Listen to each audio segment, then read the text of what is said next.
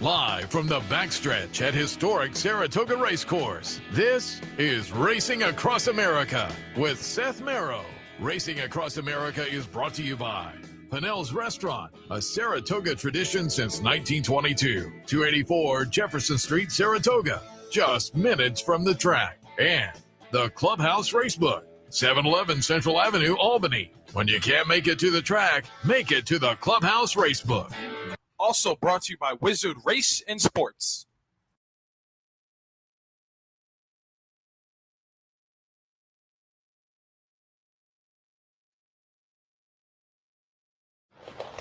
Good morning and welcome to Racing Across America on this Thursday morning, live from Clare Court at Saratoga on another nice morning. A little humid, but the sun is out as compared to yesterday.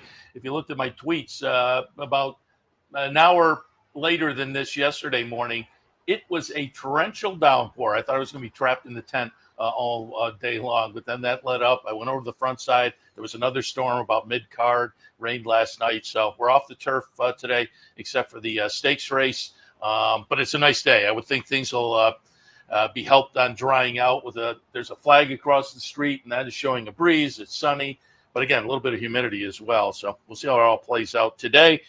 Coming up on the show a little bit later on, Brien Bouyea from the National Museum of Racing and Hall of Fame. Hall of Fame Day tomorrow. We'll catch up on that event, which happens down the street from the racetrack at the Fasig-Tipton Pavilion tomorrow morning. We'll also catch up on some of the events coming up during the month of August. A little bit later on, Jay Provenzano from Flying P Stable, off to a spectacular start to the meet, currently the leading owner. So we'll talk to Jay about that and more.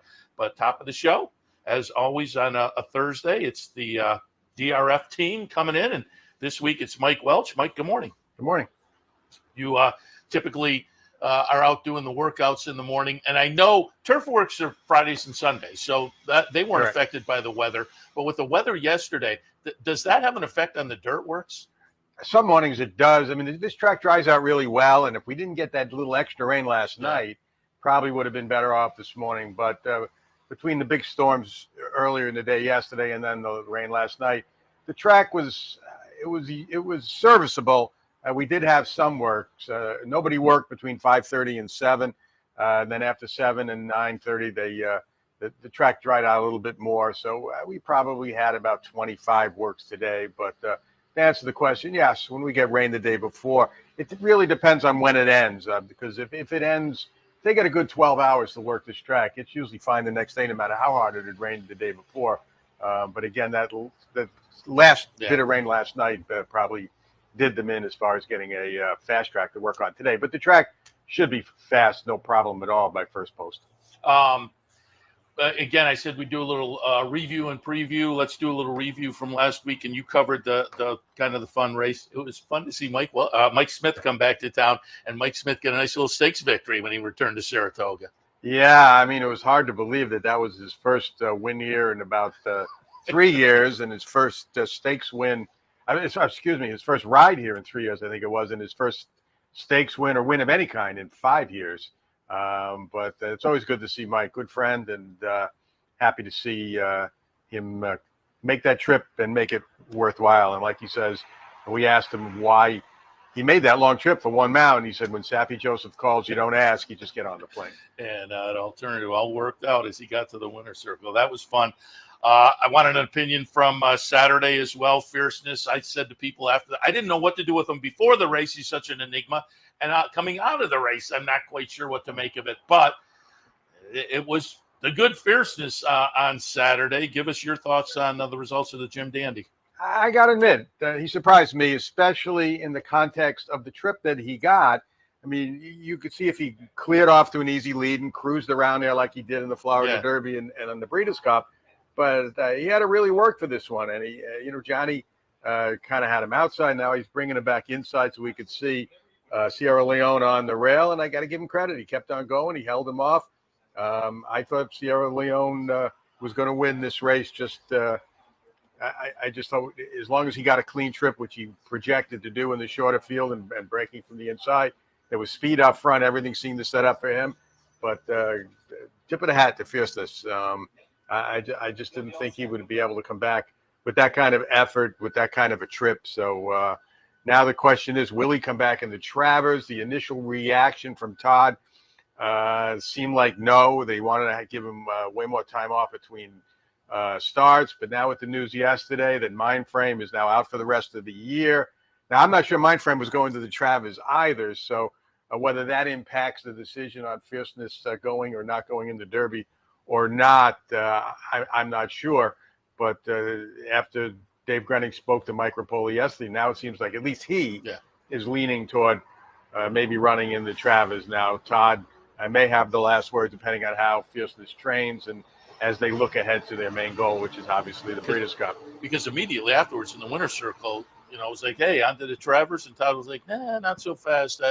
More time seems like he likes. And he was projecting maybe more Pennsylvania Derby right after. Or just training up to the Breeders' Cup. That was a question mark. That was a question or a plan that was also a possibility. So now this was Mike talking to Dave yesterday afternoon after he sits down and they discuss it with Todd and give the horse, see how the horse comes out of the race, work him a couple of times. They still got a ways to go before the Travers and before they have to make that decision. But Travers shaping up to be a lot of fun with the announcement the other day as well. Torpedo Anna. Absolutely. And it would have been spectacular if both Mindframe and Fierceness went in. That wasn't probably never going to happen. But you'd love to see Fierceness in there just from the standpoint of seeing all these horses together on the same stage now, rather than wait for the Breeders' Cup. And then, of course, come the Breeders' Cup, Torpedo Anna may just stay with her own kind and not move over against the older males in the Breeders' Cup Classic. But I guess that a lot of that will depend on, what happens here in the Travers for her. Yeah, looking forward to it because, again, it projected, a month or two ago that this summer would sort out the 3-year-old scene. And it seems like that has the potential. With Dornock putting the Haskell on the resume, he certainly stepped up a little bit. So we'll see how it plays out in a few weeks. All right, let's take a look at some of the stake section coming up. Tomorrow we have a couple of nice stakes, including the Hall of Fame, in honor of the Hall of Fame inductions earlier on Friday. Hall of Fame is in that subdivision I like every year, the 3-year-olds on the turf. I pulled up a replay of Zarev going out for Cherie DeVoe, who's having a very nice summer. We're coming off of this victory back on June 20th down at Churchill Downs. I like that one. I thought Neat was very playable for Rob Atras. Laganos for Steve Asmus, and Army Officer for Brad Cox were the ones that I was looking at. What are your thoughts on the Hall of Fame? Yeah, it's a pretty well-matched field, I think. I'm guessing Neat will be the favorite. Zverev might be coming off that big number in this race here. I like the fact that he beat older horses. He did it pretty convincingly. He's come back and trained well since. You see that bullet half mile over on the dirt, on the training track over there is a pretty good sign. Cherie's had a great meet so far. Yeah. So a lot of things point in the direction of Zverev, who also, because of the weights here, gets a 6-pound break from Neat too, which may or may not be significant. Some people don't believe in all that, but 6 pounds could be significant in this situation. Now, Neat, he's won 5 of his last 6 starts on grass. Big win in the Manila, beating Deterministic, who is going to actually go into the Belmont Derby tomorrow instead of here. And but it was a perfect trip, a perfect scenario for him. Whether that will transpire again, but the horse has obviously gotten better and better with every start. If you put a line through the American turf, with trainer Rob Atras said he still kind of scratching his head over what happened that day, other than the thought that maybe he ran it back a little bit quick. So those are the two for me in there. Zverev would be my top pick if I was putting out a sheet of picks or doing the analysis for the racing form. But, you can make a case for several others in here, too. There's not a lot separating the top group. And I'm going to guess by tomorrow the turf course will be back to firm. I would think with the way the weather is today. Ooh, Daddy Longlegs making his way across my papers.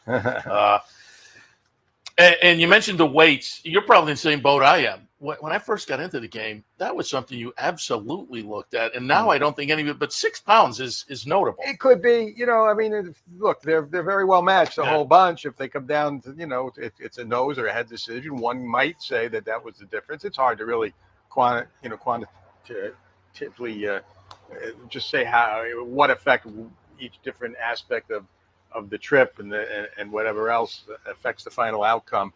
But, it is something to some people think about. I don't usually pay that much attention. I don't to anymore, it. I will admit. But back in the day, of course, Yeah. in the day, my favorite horse was Forgo. He'd give away 30 pounds, and that you had to. Then he'd win. It didn't matter. He yeah. won anyway. So. Also tomorrow, the Saratoga Oaks Invitational. I'm going to pull up a replay. We'll look at a couple of horses in here. This is the Belmont Oaks Invitational from back on July 6th. Number 8 will be Cinderella's Dream. The winner, Suggesta. The number 6 runs second. I'm going with the Chad Brown runner with Irad on Suggesta. Coming out of this second place finish, but lightly raced, probably has the ability to step forward a little bit. But again, the winner on this day was Cinderella's Dream for Charlie Appleby. That one's dangerous, as is the Aiden O'Brien runner coming in, Greenfinch. Your thoughts on the Oaks? Yeah, I mean, these Godolphin horses, they all look so good when they train in the morning. Every single one looks better than the next one. It's amazing. And their record speaks for itself. Greenfinch, hard to know what to make of this filly. I just don't know those horses over there that she's been running against, but it's Aiden O'Brien, and he's decided to send her over here, so you have to respect that. Obviously, Chad. Be interesting to see how the pace scenario works out. Makanga is a bit of an interesting horse. In the Wild Applause, I mean, she just got drilled in a front-end duel, and it cost her any chance to win. I thought she held on there pretty well. If she can get loose in here, a mile and 3/16, stepping up in class, and maybe she's in over her head, but loose on the lead, and maybe that she's a horse you could look at a little bit of a price. But again, you can pick 3 or 4 in here, and it's probably going to come down to trips and a close finish. Yeah, it's intriguing with the O'Brien horse. It doesn't look like a particularly classy Euro shipper, but it is Aiden O'Brien. So it's a fun race tomorrow. As part of a couple of stakes races on Friday. Obviously, Saturday, one of the highlights of the meet, as it is every year, the Whitney. And 12 horses, a handicap division race, grade 1, with 12 horses. I'm not sure the last time I saw that happen, but it's going to be a lot of fun on Saturday. I pulled up a replay of the obvious race, the Met Mile, back here at the Belmont at Saratoga meet, and National Treasure was a pretty easy winner there. He's clearly going to take a lot of action off of that, but First Mission for Brad Cox is intriguing. Bright Future for Pletcher and Rapoli. Skippy Longstocking for Safi. What were your thoughts on the Whitney? My first thought is I'm stunned that there's 12 horses in here, because everybody knew pretty much the National Treasure was going in by the time entries were taken, and nobody shied away. I mean, look, it's $1 million, and it is the Whitney. I think there are obviously some in here that don't belong, but went in anyway. Shouldn't affect National Treasure and his running style. He's going to be honored with the pace, so the big field shouldn't affect him too much unless he winds up in some kind of a crazy speed duel. But Flavian Pratt's riding so good right now, I'm sure he's going to keep him out of that. Looking at the works that we have, our workout report is not fully completed yet, but looking at the works that have been entered, right now National Treasure is far and away the horse that's working the best here too. All of his works are in from Santa Anita, and one is as good as or better than the next. B+ is right across the board. I'll give that away. I don't think it will stop people from buying the report, but because they know now that National Treasure is training well. But everything points to him. I agree. First Mission and Bright Future are probably the two that have the best chance of springing the upsets. Bright Future overcame a horrible trip. I mean, you watch the replay of the Salvatore Mile at 3/4 of the way into the race, and you would say this was no chance, and yet here he came flying at the end, and it was his first start off a layoff. So this horse, is a grade 1 winner, and I think has the right. He's 2 for 2 over the racetrack, 1 for 1 at the. I mean, there's everything points out his Bright Future is as perhaps National Treasure's biggest threat. Although First Mission, last time he too got in a duel on the lead, and it kind of cost him his best chance in the Stephen Foster. He'll probably try to sit back a little bit off it, especially with you're not going to want to get in a duel with National Treasure. So First Mission's another in here that I think you have to consider. The others, I just don't think they're good enough if these guys come with their A game. No, it's just, again, to have a 12-horse field like that's a lot of fun. We'll hit on the test in a second, but I just wanted some thoughts because I wanted to show the replay again and alert people. The race right before the Whitney is the Troy, and I just wanted to go back and look at the Jaipur from that Belmont at Saratoga weekend. It's going to be number 8 Cogburn getting it done, and we get a chance to see the return of Cogburn after this 111 buyer.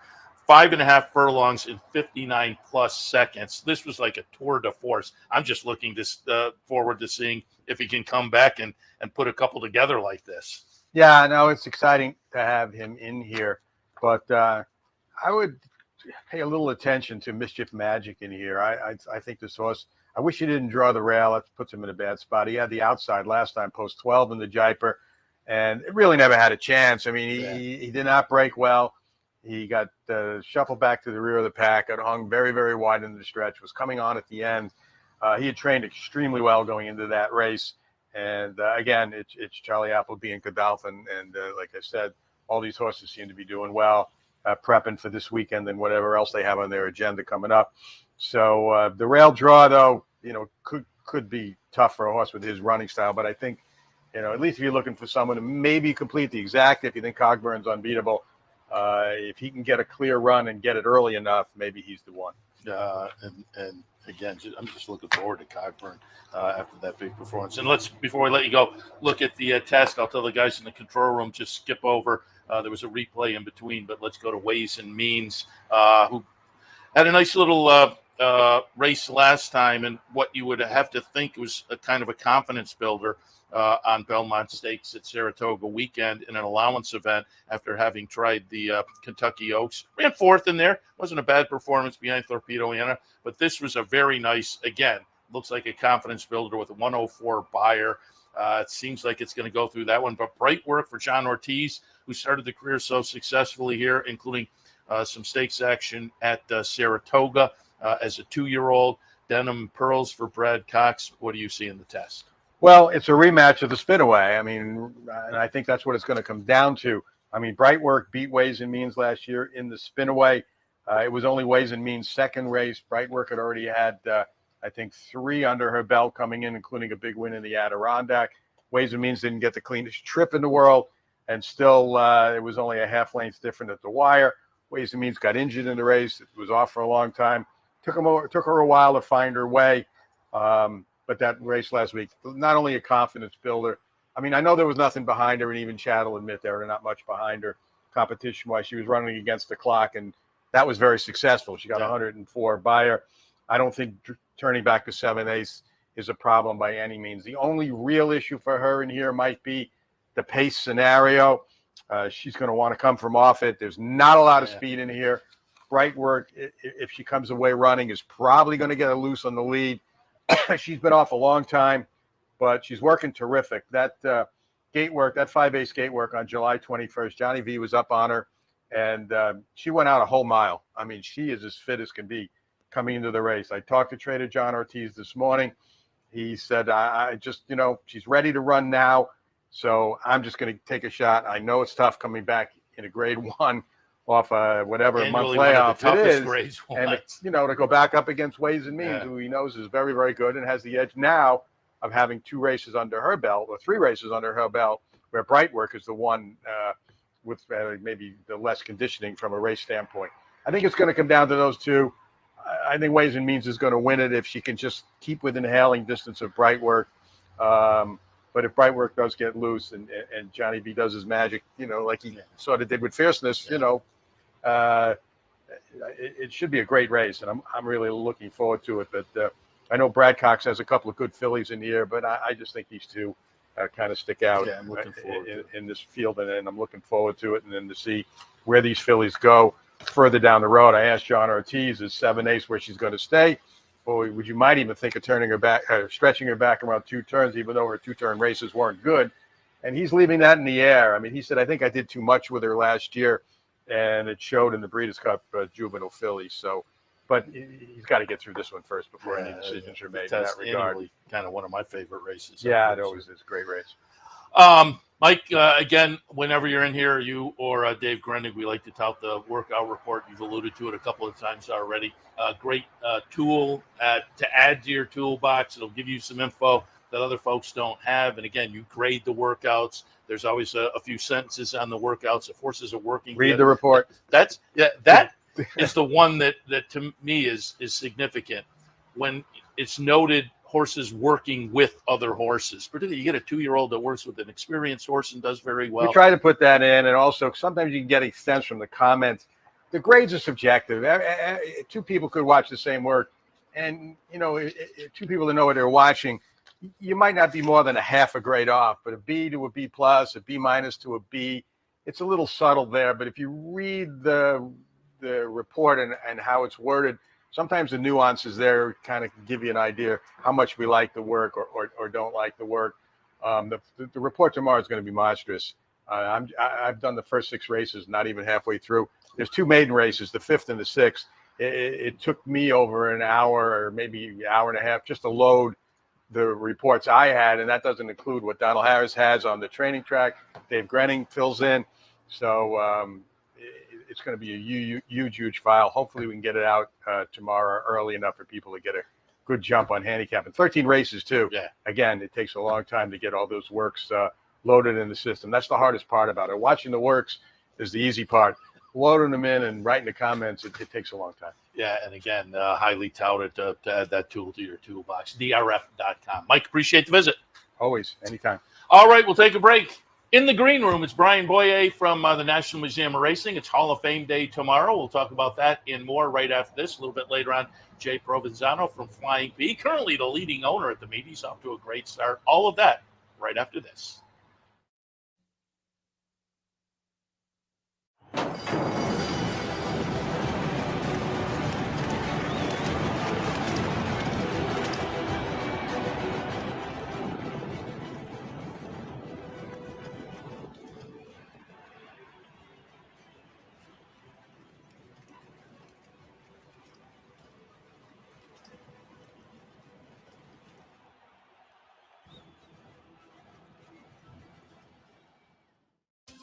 Capital OTB is now streaming live on Roku. The RTN Racing channel on Roku lets you watch OTB TV live through your Roku device or your Amazon Fire Stick, rather than being limited to computers and mobile devices, which means you can now watch OTB live wherever you are. Simply open Roku, scroll to find the RTN channel, then click on OTB TV. OTB TV on Roku. Try it now.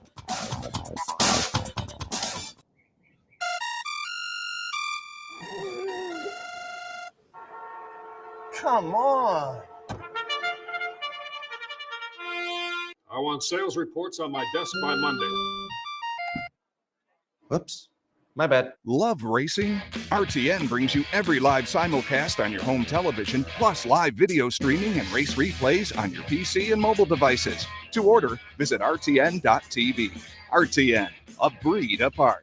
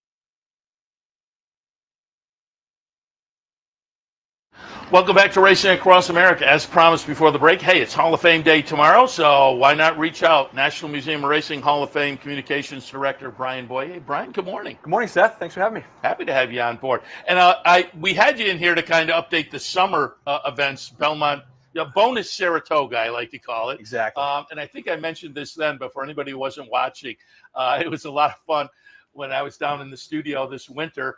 And I love Oaklawn, and I'm sitting in the studio handicapping, but there's a monitor going with the 4 tracks we're normally doing, and it was Oaklawn, and I look up, Brien Bouyea down at Oaklawn. That Hall of Fame day down there has become very popular. That was a great idea. Oh, it was a great event, and we had to thank Louis Sella and his team down at Oaklawn for putting that on. And yeah, I think they had about 20 Hall of Famers came. They did a stakes race. They just had these guys out for all the different races, recognizing them. A huge autograph session where literally thousands of people were lining up for this in Hot Springs, Arkansas, it's such an amazing town. It really is a lot like Saratoga in the South, and they love the racing there. They get 40, 50,000 people on the average weekends, and Arkansas Derby Day, they get 60,000. It's a great place, and if you haven't been to Oaklawn, I got to recommend it to everybody. Had you ever been before? I was there a couple of years ago. Okay. So this was my second trip, and just had an amazing time. I really liked it. I have a sister who lives in Northwest Arkansas, and I made a kind of a road trip one year. And I've only been there once, but I like it. And I agree, it's very Saratoga-like with the mentality of the town and the people. But it was fun to kind of be sitting there. Hey, there's Brien down there. Had a lot of fun on the big Hall of Fame day. All right, let's talk Hall of Fame here, because it is Hall of Fame day tomorrow here. The event will start at 10:30. The doors open at 9. It's the Fasig-Tipton Pavilion, right down East Avenue from the track, 2 blocks maybe. So keep that in mind. What's the game plan for tomorrow? An exciting day. I mean, we've got 9 new inductees. Tom Durkin once again serving as the master of ceremonies. It's a great class. I mean, the modern, Joel Rosario. We've got 3 modern inductees. Joel Rosario, Eclipse Award-winning jockey.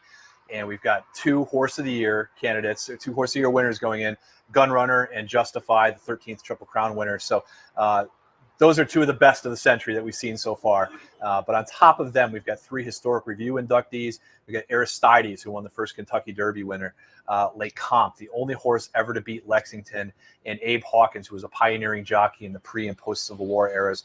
And then 3 pillars of the turf. We've got Clement Hirsch, who set up Oak Tree and was a big leader in California, helped get Del Mar organized to the management structure that they have today. Joe Hirsch, the great daily racing form writer for a half of a century, and Harry Guggenheim, who was hugely influential as both a breeder and an owner and a leader of racing in New York. So it's a great class. We're really excited about this group. And we were on the handicapping show earlier. We were trying to decide, has it been at the Fasig-Tipton Pavilion, about 10 years or so? And that was a great move. It's been at least 15. Okay. It's been at least 15. I've been at the museum now 14 years. I know it's been there a couple years at least before that. I saw the old photos of it when it used to be in the museum parking lot under a tent. So, we've really stepped forward into the modern era, as they like to say. And Fasig-Tipton's a great partner. It's a great venue. It's such a great place technologically because we can have everything on the video screens. We work with Hammond and Hammond Communications and the team at Fasig-Tipton, and Keeneland Broadcast does all of our videos for it. So it's a first-class operation. Together, right? Yeah, GD was a big pioneer to help us get that going, and now it's Lauren Warren and Philip Richardson as the team at Keeneland, and they do a great job.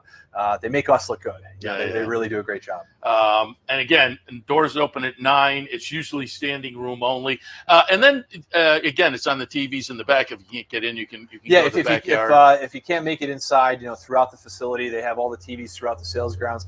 And if you can't make it to the area, or if you're not in Saratoga, racingmuseum.org. We're streaming it live on our website, so you'll be able to see it anywhere you want. So, I think we have a graphic with the website address there. So again, if you're not in the area tomorrow, but you'd like to watch, you can go to the Racing Museum website and pick it up there. And it's a fun class, and it's become a very, very popular event. And typically also front couple of rows are filled out with former Hall of Famers as well. Yeah, it's always a great reunion for these guys. So many of them are already based here, but we have a lot that come in from out of town.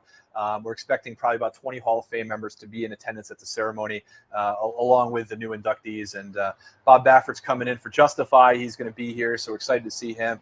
But we've got guys coming from all over the place. Sandy Hawley called me last night. He's coming up from Kentucky. He's really excited about it. So it's a great group of guys that are going to be here. Chris McCarron's in town. I ran into him. Janet Elliott, the Hall of Fame steeplechase trainer. Julie Crone's going to be here. We're expecting Braulio Baeza to be in town for this. So it's a really exciting group of people to see them, and we're really looking forward to it. Is there an autograph session? I don't know if they're doing one here or not. They have in past years. Yeah, certain years they have. I think it depends on kind of what other activities they got going on and everything. But I'm not sure if they have one here at the track or not on Saturday. But if you show up, you can certainly see and shake the hand of some of those Hall of Famers. Again, that's tomorrow morning, kicking off at 10:30. Just literally 2 blocks down the street from the racetrack, the Fasig-Tipton Pavilion. Brian, another reason we wanted you in here, I got the press release a few days ago. It looks like a very active August month at the museum. And for folks who aren't familiar, if you haven't been up here, if you've been up here, you have to be familiar. It is literally across the street from the racetrack, across Union Avenue. Very convenient. If you come a little early and go to the museum, it is well worth the visit. You have some running things going on, certainly. And then I had Tom Amello in yesterday. He talked about the Saturday socials. Yep. He does some handicapping, but there are other folks cycling through. Jennifer Kelly with her books, I think, is this Saturday. So that's ongoing the Saturday. Ongoing also, as you see there, Paul Mellon, Ruffian, Harry M. Stevens exhibits. But run through what else is coming up during the month of August. Yeah, so obviously the big thing we always focus on is our Saturday morning social programs are very popular. Every Saturday morning, it's the best deal in town. We offer free admission from 9 to 11 a.m. We've got some sponsors that help us cover that. But as you said, every Saturday we've got Tom Amello doing a handicapping seminar. We have either author signings or events. You mentioned we've got Jennifer Kelly on Saturday morning. We've also got Ed Bowen is going to be there. So 2 book signings on Saturday morning. Jennifer and Ed are going to be there. We've had coming up, we've got a racing partnership and syndicate event on a Saturday morning. Because I know a lot of people are interested. Yeah, I mean, we've got, I think we've got 9 or 10 partnerships that are going to be there. And if you're interested in getting into ownership or learning about what these different partnerships are like, they're going to have reps there. You can learn all about their programs, and all the partnerships are different. They're different business models, different types of things they do. So, you know, different buy-in levels. Yeah, I mean, there's opportunities really at all sorts of levels. I mean, you've seen 2,500 plus in the winner's circle with Seize the Gray with a My Racehorse, and there's all those low level opportunities to just get your toe in the game, but you can go all the way up to being a big partner with some of these organizations. So we're really excited about that. You mentioned the exhibits, you know, the Paul Mellon exhibit and the Ruffian exhibit. They've been very popular. Our curator, Jessica Clower, did an amazing job researching this, putting it together, getting loans from other institutions. Stuart Janney was in this morning looking at the Ruffian exhibit. So we were excited to have him come in, and, you know, he contributed a lot of items to it. So it takes a village in racing to put something like this together, and we've got great supporters. So. And again, it's right across the street from the racetrack. It is definitely worth it. And I sent the guys in the control room a little video. I think I shot it last year, but it just gives folks a kind of a glimpse of the exhibits. There's great memorabilia, kind of, you know, the history of the game. And then there is the modern portion, which has been relatively new, but in the hall, first of all, in the Hall of Fame room, that got the modern upgrade with the touchscreen, which is great because you can now update for folks who are still in the Hall of Fame but still active. That has been a great addition, and also the movie in the Hall of Fame room. Yeah, the big thing is, you know, trying to balance that tradition with the artwork and the grandeur of it with, you know, hey, people want to see modern technology at museums and businesses, and that's really what we did with the Hall of Fame. It's a 16-minute interactive film called What It Takes, Journey to the Hall of Fame. Bob Costas narrated it for us, and we've updated it already a couple of times with some new clips. So if you just saw it when it first came out, there's some new interviews in there. There's some new stuff. So that's going to be constantly updated every couple of years. And you mentioned the Hall of Fame itself is really kind of a neat thing where before we just had the plaques. And if you got in, you know, I always like to use the example, you know, Mike Smith got inducted in 2003. At that time in his career, he'd never ridden Zenyatta. He had never won the Triple Crown with Justify. Now we can update this stuff, you know, almost instantaneously. You know, the day after Wayne Lucas wins the Preakness with Seize the Gray, we got to update that number of Triple Crown wins from 14 to 15. So we always try to keep on top of all that stuff. And a lot of our other galleries are that way too, with interactives and opportunities to learn about the sport in different ways. Our Jockey Club gallery has some amazing stuff that a lot of people have never seen before. The full papers with Secretariat are digitized in there, how the naming process for horses work. We've got an entire Breeders' Cup video gallery where you can play every Breeders' Cup race going all the way back to 1984. So a lot of interactive stuff that you can jump around with, plus all the traditional, the artwork, the trophies, all the stuff that, you know, makes it so special. Yeah, being an Amsterdam guy, and over the years, the Hurricane Farm things were in there, and it was fun to get that local aspect as well. But it covers the game start to finish, and you know, as I say, history, but there's the modern portion as well. Before I let you go, update us on days and hours during the month here. Yeah, so we're open 9 to 5 every day throughout the meet, Monday through Sunday, every day of the meet. The only day we're closing a little bit early is tomorrow. We're open 9 to 1 on Hall of Fame Day because we have our ball that night, our annual Hall of Fame ball, the black tie event, where all the Hall of Famers are coming to that and going to be recognized. And it's a nice event. So other than tomorrow, 9 to 1, every other day we're 9 to 5 through Labor Day. So. And so it's a great thing to keep in mind too for dark days. You're looking for that's day. I mean, everybody's over here, and even if you're coming to the races Wednesday through Sunday, I always recommend stop by for an hour before you come over here. It's a great place to go, and especially the Saturdays. I mean, it's free. We'll give you coffee. We'll give you donuts. We'll give you some water. You get some PPs about the feature race of the day. Tom and Mello will help your bankroll, hopefully. So a lot of great stuff going on the Saturdays. And I'm just looking. The Saturday socials kick off at 9 o'clock. Yes, 9 to 11 every Saturday. All right, so keep that in mind. Sounds like fun. Brien, appreciate the visit. Good luck to you and everybody. I know you guys always do a great job, but I will wish you the good luck regardless, because I know there are a lot of moving parts. We appreciate when you it. Sat down. I said you're probably pretty busy, and you went through the list of things for today and into tomorrow. But again, we tell people to either stop by physically, the Facing Tip Pavilion tomorrow, or go to the museum website where it'll stream. Brien, appreciate the visit. Thanks for having me, Seth. Brien Bouyea from the National Museum of Racing. Racingmuseum.org is the website if you'd like to stream. All right, we'll take a break. When we come back, he is in the green room. Jay Provenzano from Flying P Stable. Red hot. I should have worn my asbestos gloves for the next interview. Off to a great start at the meet. We'll talk about that and more. Stay tuned. Why just watch the races when you can be in the middle of the action? For nearly 20 years, Bonaventure Stables' share-based ownership program has made thoroughbred ownership affordable for the everyday fan. Ownerships of 5 and 10% are now available on a nice selection of horses. As a partial owner with Bonaventure Stables, you'll enjoy all the benefits afforded every owner. Visit with your horse in the private stable area. Greet the trainers and jockeys in the paddock. And when your horse wins, savor the moment in the winner's circle at Saratoga, Belmont, Aqueduct, or wherever you bring home the prize. Based in historic Saratoga Springs, Bonaventure Stables has been training winners and creating memories since 2005. Learn more, see available horses, and meet our team at bonaventurestables.com.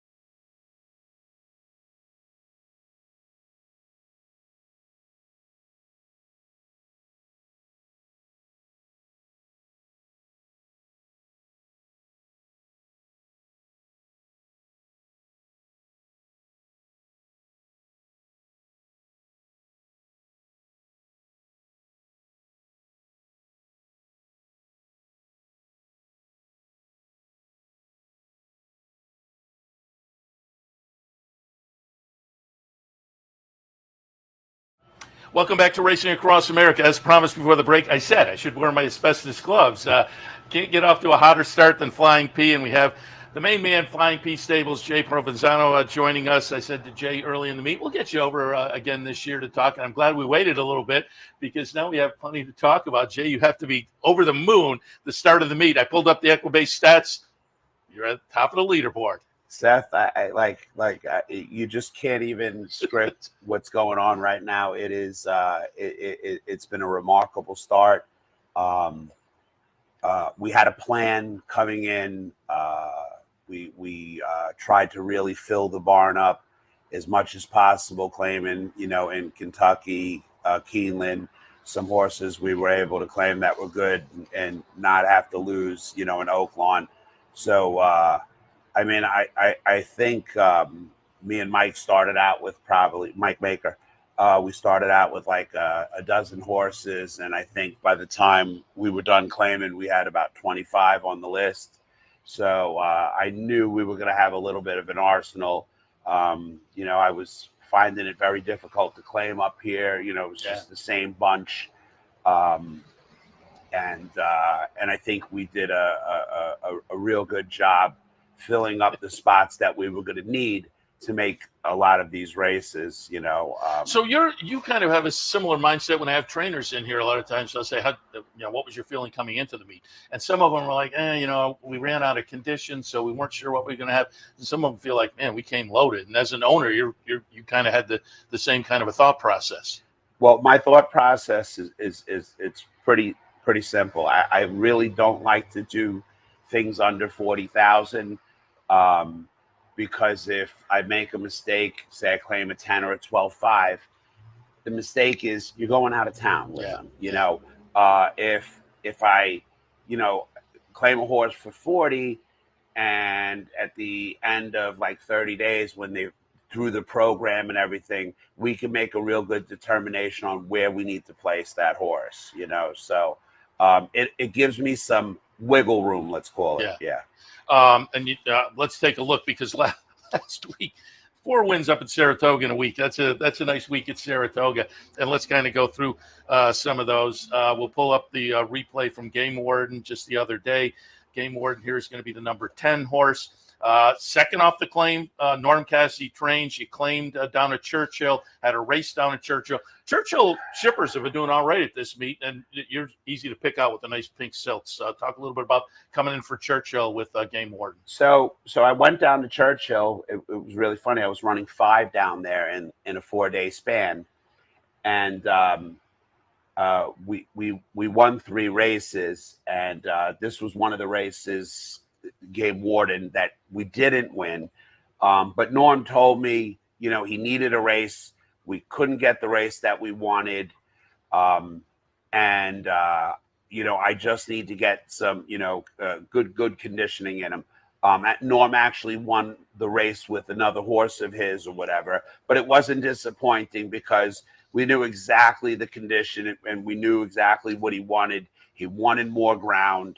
And in this race, Ricardo, had been getting on him, working him and stuff like that.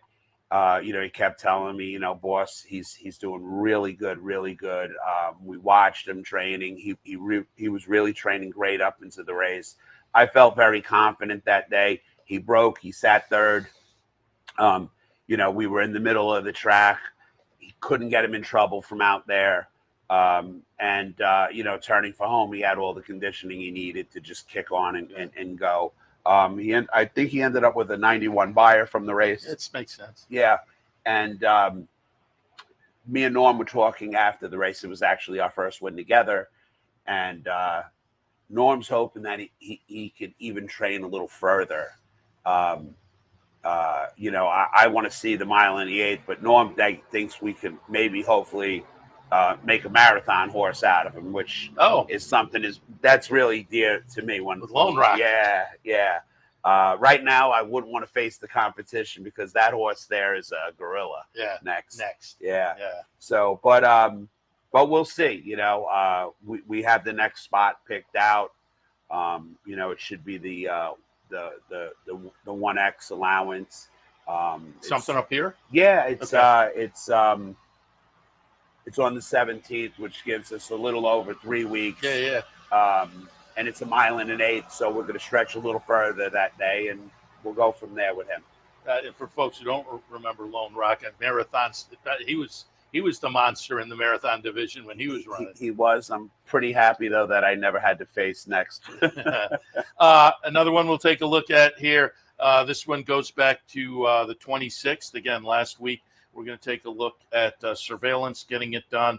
Another one that came in for Churchill. Another one second off the claim. This one for Mike Maker. Talk a little bit about Surveillance and the win on the turf. Going 5.5. So here's a horse again we picked with a particular thing to do. We thought his turf races were good, although he was running on dirt and everything.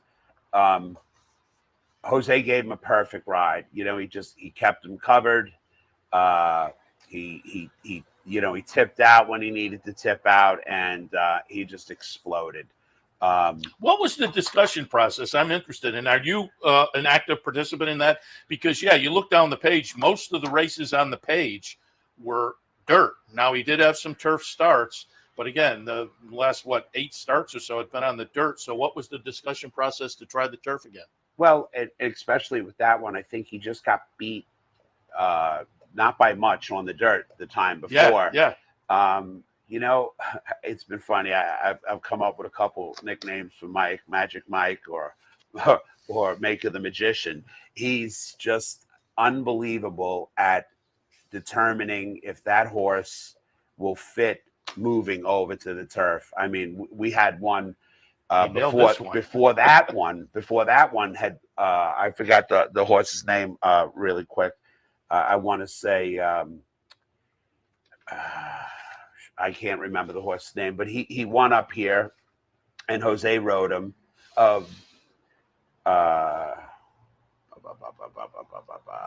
Funny Uncle.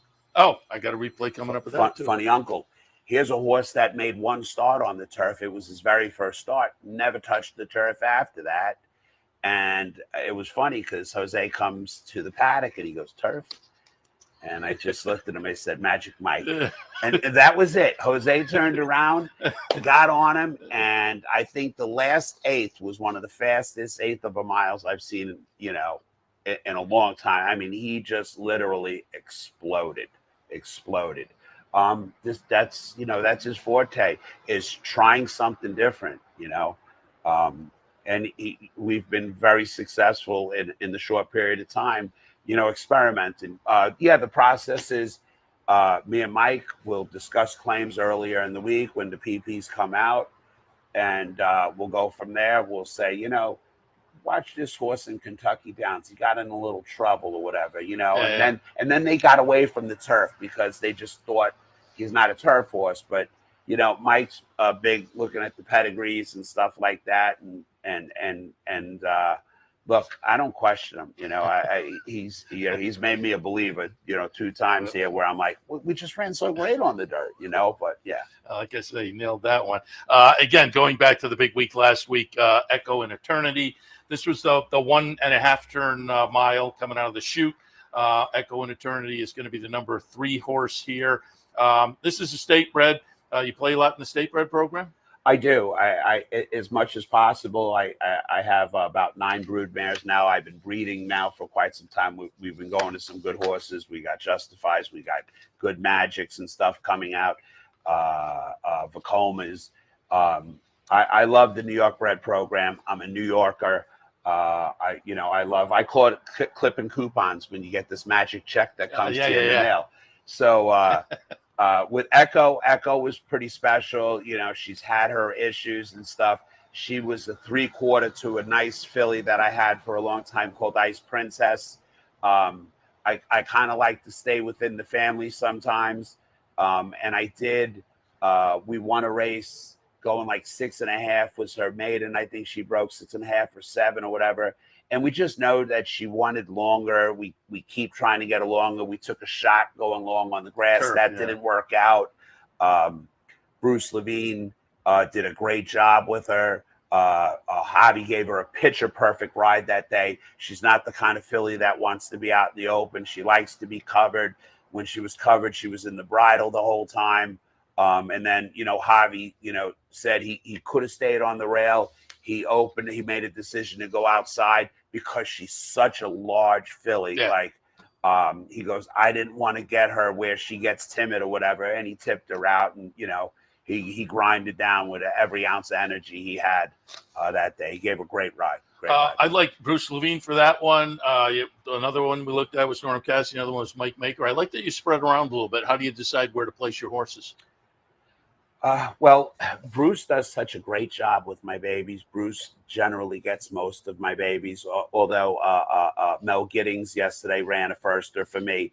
went off 4-5. We were all a little disappointed because we expected so much. I mean, she was just beating everything that she worked with in the morning. But Bridge got off, and he said, Jay, look, she was just spinning her wheels in the mud. So we won't try that again in the mud. But you don't know until you try. You don't know until you try it, and you know, in some of those turf horses, they were in there for the first time. You know, who knows that they couldn't mud. Yeah. So that's why they spring the gate and stuff happens. But Bruce does an excellent job with fillies for me. He does an excellent job with babies. Mike is, you know, real posted up in Kentucky. So I love to claim in Kentucky. I believe you can take like 3 out of a race over there. So, you know, I like to drop. You have to keep dropping. You have to keep turning over crop. Norm, I got to meet for the first time in Oak Lawn. Ricardo put me in touch with Norm. Me and Norm said, you know, I need another outfit in Oak Lawn also, because Mike is now making a good presence in Oak Lawn. That's when I had turned over all of my horses from another trainer to Mike, was in Oak Lawn.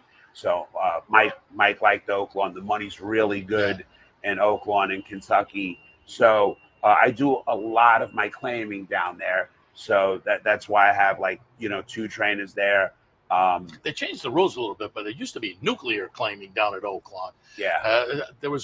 Rick Hammerly was down there for a few years, and I remember he texted me one day. I think one horse had a 40-way shake about 3 or 4 years ago. It's amazing. But what they did, and I love it, and I hope they bring it this way, is they have what's called a preference claim. Okay, so like here, I've already been picked apart. I've lost 5 up here. Now, it's easy to lose them because only one person has to drop a slip to take them.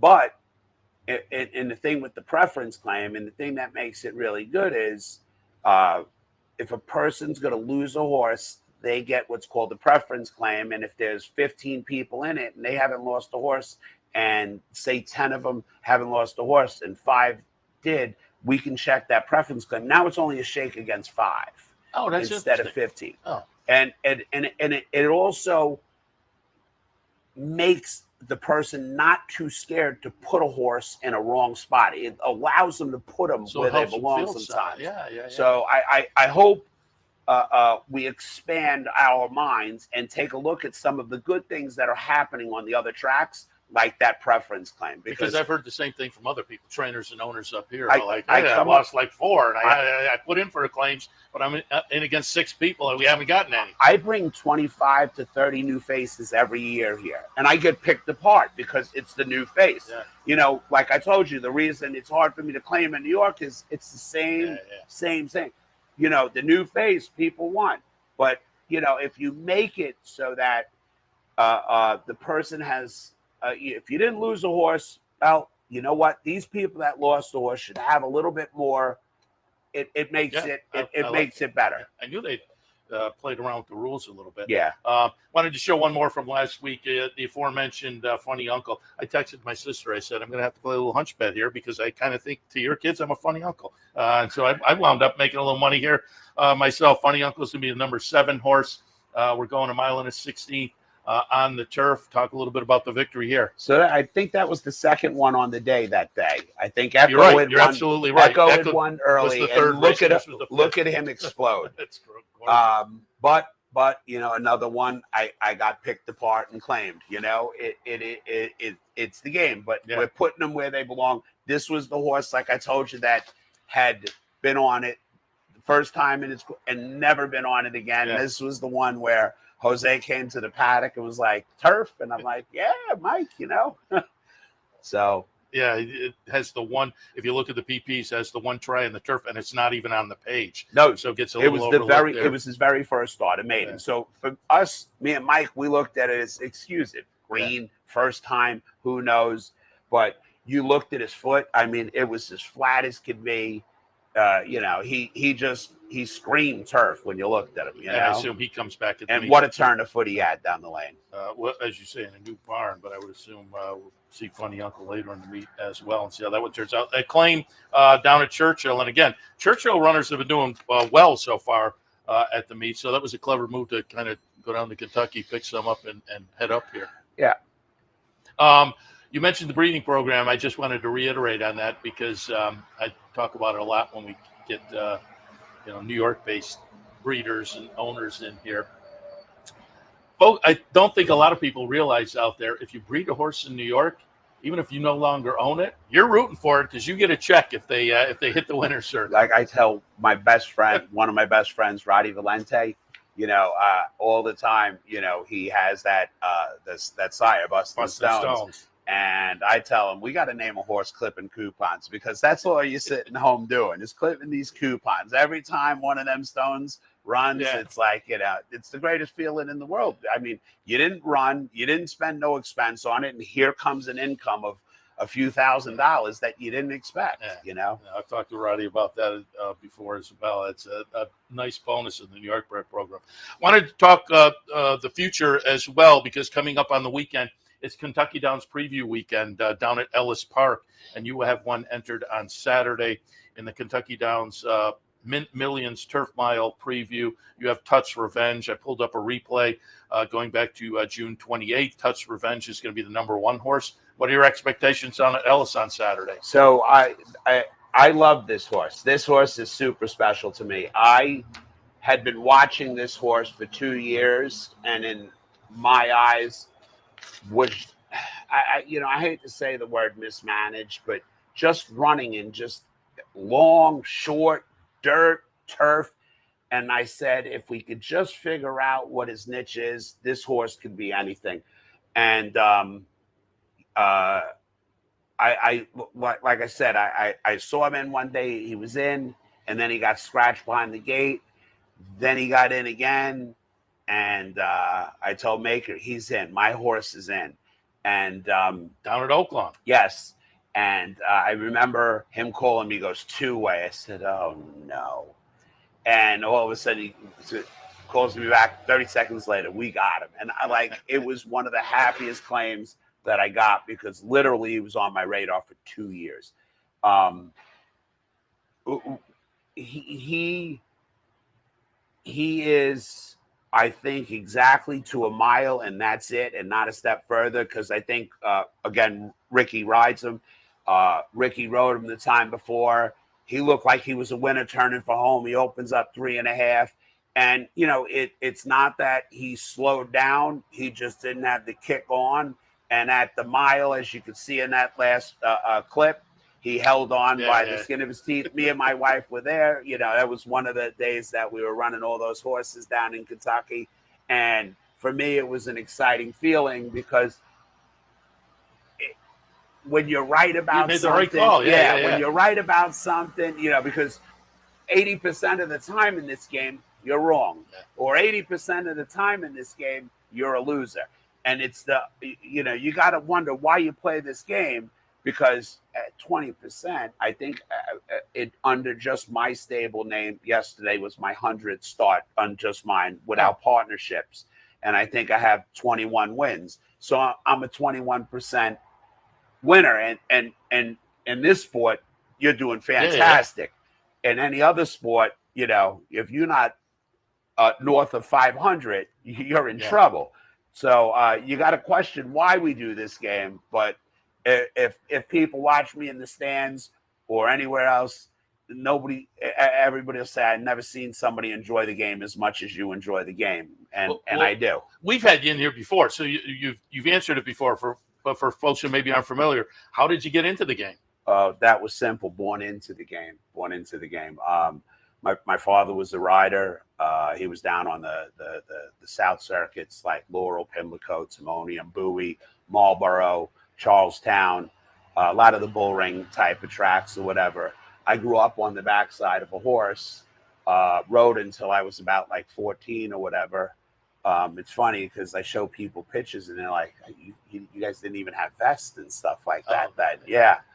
And it was my job when on the weekends. I mean, I would do anything with a horse. I would muck a stall, walk a horse, or whatever. But on the weekends, it was special because I could get on the pony and I'd take my father out back and forth to the track or whatever.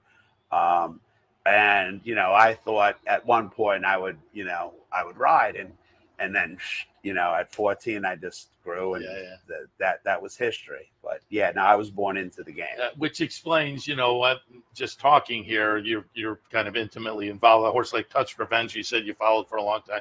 Makes sense. You grew up and kind of were around them, so you were familiar with that. Wanted to touch on one other, because when you sat down, I said Cape Hope in a Sunday Kentucky Downs preview race at Ellis, but on the AE list. But you said if the horse doesn't make it on Sunday, you'll be up here. So I'm hoping he draws in because we like the distance, and I don't care about the post position in such a marathon type race. Mike's not worried about the position either. He really likes the horse. We have a horse picked out here later down the meet in the John's Call, a horse called Catkin Peak, who he's really high on. But if I don't draw in, we're going to run an entry in that race because it's a marathon race, and I think that's one of his specialties is getting a horse and learning about the horse and being able to stretch that horse out, to where people didn't think they could stretch him. So that's the camp hope. You talked about 21% overall, but at Saratoga again, I pulled up the Equibase stats: 14 starts, 6 wins, 43% so far at the meet. Just fabulous. And you have your sheet there that when you sat down, you said, "Here's who we're looking for." So you have plenty more opportunities coming up. Yeah. So the sheet is what keeps me in line. I have to use like some Excel system to know like what horses got claimed, take off, what races they're running in, and what jocks we have on, and when we're entering. I like to participate. I stay out of the way, other than talking jocks really and some spots. Yeah. Because I like to get their feeling or their intake on the horse. And then I might make their job a little easier by saying, well, let's make the horse's job a little easier and drop them another level. I like to win. It's funny. It's like if you tell somebody that doesn't understand the game, you finish second and third, they're like, oh, that's good. And I'm like, no, it's not. I like to win, and you're never guaranteed, but I believe every horse has a certain amount of races in them. Nobody knows what that number is because they can't talk to you. And then they have a certain amount of A races. So like I told you earlier, I like to take, over the 40, 50, 62, 80. If they made claim in 150, I would participate in it, because if I'm wrong, I'm going to go where they have to be, and I'm going to take that percentage, which is probably like 15% to win, let's say, and try to bring it to 75 or 80, putting them in the right spot and not taking them out of another race. And then by the time you finally get to where you got to get going, there's nothing left. You've kind of alluded to it, but just clarify, you're a claiming owner, or do you ever participate in the sales? I participate big in the sales. Okay. I used to love to buy 2-year-olds. They've become very, very pricey. Yeah. So what I do now is we look at weanlings, and I have a group of people that looks at weanlings, and we pick out some weanlings, and we bring them back to the yearling sale after they've developed. And we've done very, very well with that the past few years. I'm more involved in the breeding now than the buying and the sales. And the reason for that is I know exactly what we have done with that baby since we've had the baby, opposed to some of the stuff that's almost gotten a couple trainers in trouble. because, they bought some stuff in sales and, Yeah. so I never want to see anybody in harm's way. To me, I know exactly what we got. We take them, we break them. And like I said, for the majority, Levine is my baby trainer. Yeah. Makes sense. Before I let you go, when you sat down, you mentioned your horse this afternoon. You were talking about a little superstition.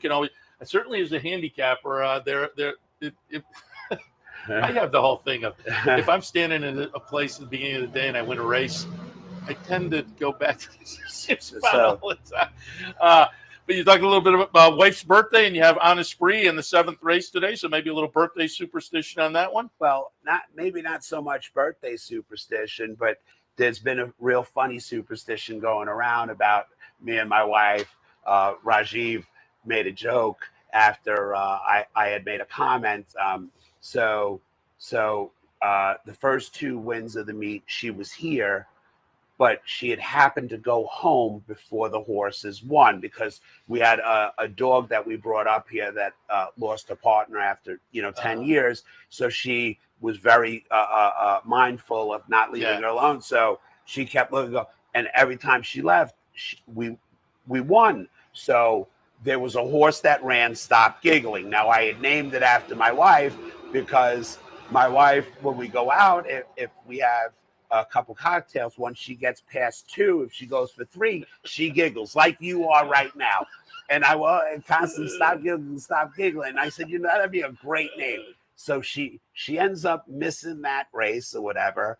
And I happen to pass a comment because they're like, where's Donna? And I said, well, she went home or whatever. And then I said, and she's missed the last couple wins. So I said, stay home and I love you. And so then she made a point to come out and she was there the day that we won 2. And so there is no unlucky superstition there. Then she was there for win 3 and then or win 5. But 3 in a row, and then she was there Saturday for a win. So there is no unlucky superstition with my wife. But that's probably a very good thing. Yes, but as far as superstitions, if I'm walking up to my box, I'll walk up the wrong side of the stairs because that's how I got wins. If I sit in a certain seat, that's where I watch it from. I have to have some sort of pink on somewhere, whether it's hiding or it's exposed. We're very superstitious people. Yeah, no, I can totally relate to it. Jay, this was fun. Again, congratulations on a great start to the meet. Keep it going. We wish you good luck also on the weekend down at Ellis with the Kentucky Downs preview races. But as I say, keep rolling here at Saratoga. Happy birthday to my wife, Donna. I love you. Very good, Jay. Thanks, Seth. Appreciate it. Jay Provenzano, again, the man behind Flying P, off to a flying start at the meet. All right, I'm going to wrap it up for Racing Across America on this Thursday. Again, beautiful day up here. If you want to come up, I think you'll enjoy the afternoon. Some nice racing. They're off the turf except for the stakes race. Keep that in mind. Don't forget, Hall of Fame tomorrow kicks off at 10:30 at the Facing Tipton Pavilion if you want to come up and enjoy that great event. So keep that in mind. But otherwise, we'll be on the air tomorrow with the morning programming, 9 a.m. handicapper support, 10 a.m. Racing Across America. We'll see you then.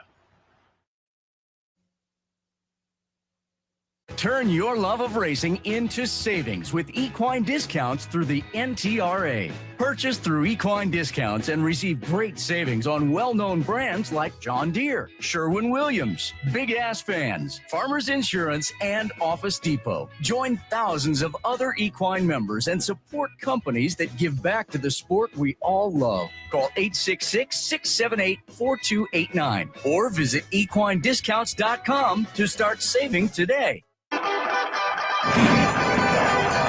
Want to get your career in horse racing off to a fast start? Well, the University of Arizona's Racetrack Industry Program is your winning ticket. The Racetrack Industry Program has served as a springboard to some of the industry's most successful individuals, with a proven track record of job placement right out of college.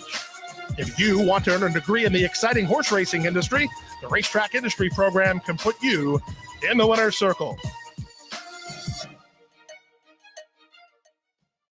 What if there was a way to become a better horse player, to have a better knowledge of the game, to be more successful? What if there were a way to take what you've learned, what you know, and make better decisions, better choices? In horse racing, knowledge is a powerful tool. Race results and replays, past performances and live streaming, wagering from all your digital devices. Capital OTB. Become a better horse player.